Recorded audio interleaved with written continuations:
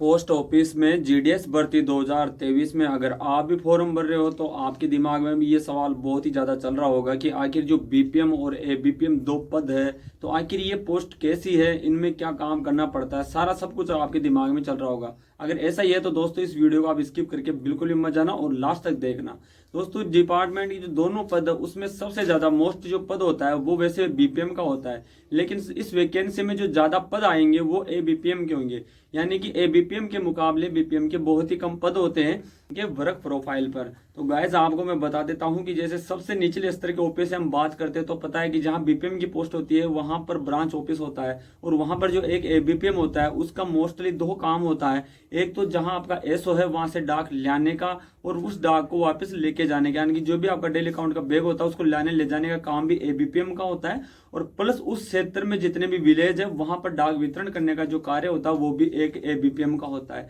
इसके अलावा दोस्तों काफी ज्यादा जगह एसओ होता है जो सब ऑफिस होता है, वहां पर अगर आपकी एबीपीएम की पोस्ट होती है तो वहां पर आपको बहुत ज्यादा वर्क भी होता है और ज्यादा समय के लिए भी आपको काम करना पड़ता है। दोस्तों वैसे एक आपने देखा होगा कि देश में डाक सेवक पोस्ट लिखी हुई होती है। ये डाक सेवक पोस्ट अक्सर पहले एसओ में हुआ करती थी, लेकिन जब से ऑनलाइन भर्ती आई है तब से डिपार्टमेंट ने जो एसओ के अंदर भी एबीपीएम पद को ही लेने लगी है। और यहाँ पर थोड़ा नुकसान एबीपीएम लोगों को ही है, क्योंकि पहले जब एसओ में कोई लगता था नया स्टार्ट में तो उसको 12,000 रुपये बेसिक मिलता था और उसका पद जो डाक सेवक हुआ करता था। लेकिन जब से ऑनलाइन भर्ती आई है तब से लेवल फर्स्ट में ही ज्वाइनिंग दी जाती है, चाहे आप बीओ में लगो या फिर एसओ में लगो। ये एक सबसे बड़ा नुकसान है। तो दोस्तों अगर मैं उम्मीद करता हूं कि आप अगर एसओ में भी काम करते हो तो साल 1.5 साल के बाद आप अपने आईपीओ सर को लिख के जरूर देना कि मेरा वर्क एसओ के बराबर है। यानी कि एसओ में काम करने वाला कोई भी जो जीडीएस होता है वो पूरे लगभग 7 से 8 घंटे की उसकी ड्यूटी हो जाती है। तो फिर अगर आप वहां ड्यूटी कर रहे हो तो अपना लेवल 2 यानी कि डाक सेवक करवाने के लिए अपना एप्लीकेशन जरूर देते रहना। अब गाइस बात की जाए कि एसओ में अगर एबीपीएम होता है तो वहां पर आपको क्या काम करना पड़ता है। देखिए एसओ में एक एबीपीएम नहीं मिलेगा आपको, जब भी आप किसी भी एसओ में आपको मिलेगा तो वहां एक या दो एबीपीएम आपको मिलेंगे, क्योंकि वहां पर वर्क ज्यादा होता है। तो वहां पर फिर एसपीएम सर द्वारा अलग अलग आपको कार्य दे दिया जाता है। जैसे मान के चलो कि 2 एबीपीएम है तो एक एबीपीएम को वहां से डाक लाने ले जाने का और वहां ऑफिस का जो भी कोई काम होता है डेली अकाउंट के बैग ओपन करना या फिर उन बैगों को क्लोज करना, टीबी बांधना है, तो ये सारे काम है जो ऑफिस का थोड़ा बहुत काम और डाक लाने ले जाने का काम किसी एक एबीपीएम को दे दिया जाता है। और दूसरे एबीपीएम जो अगर वहां रहेगा तो उसको जो उस एसओ के अंदर जितना भी जो पोस्टमैन का जो कार्य होता है वहां पर अगर सिटी पोस्टमैन नहीं है तो वो डाक सेवक यानी कि एबीपीएम के द्वारा वहां की डाक का वितरण भी आपके द्वारा ही करवाया जाएगा। इसके अलावा आपके जो एलएसजी ऑफिस होते हैं वहां से कभी कभार आपको केस लाने ले जाने का काम भी दे दिया जाता है।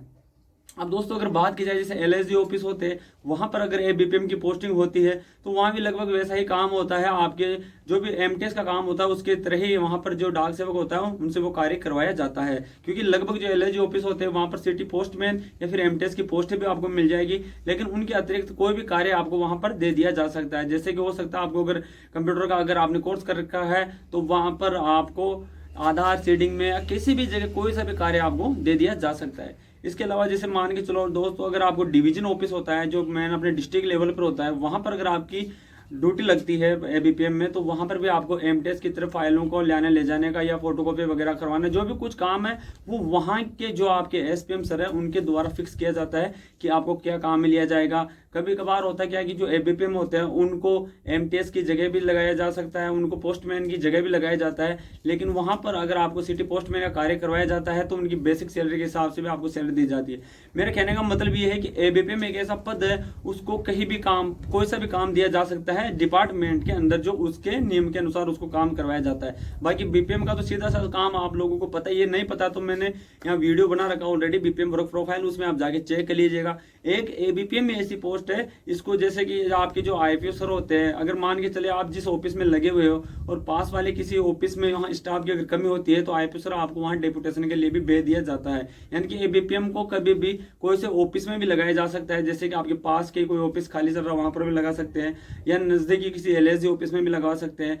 तो इस प्रकार एबीपीएम एक ऐसी पोस्ट है इसको कहीं भी लगाया जा सकता है और इसको जो वर्क मैंने बताया उसके अंदर में कोई सा भी वर्क इनसे करवाया जा सकता है। तो वीडियो कैसा लगा कमेंट करके जरूर जाना। मिलते हैं नेक्स्ट वीडियो में एक अच्छे से टॉपिक के साथ। अगर दोस्तों ये वीडियो आपको अच्छा लगा तो जो लाइक का बटन है इसको भी दबाना और शेयर करना अपने दोस्तों को और कमेंट तो जरूर करके जाना चाहे जो भी आपके दिमाग में सवाल है।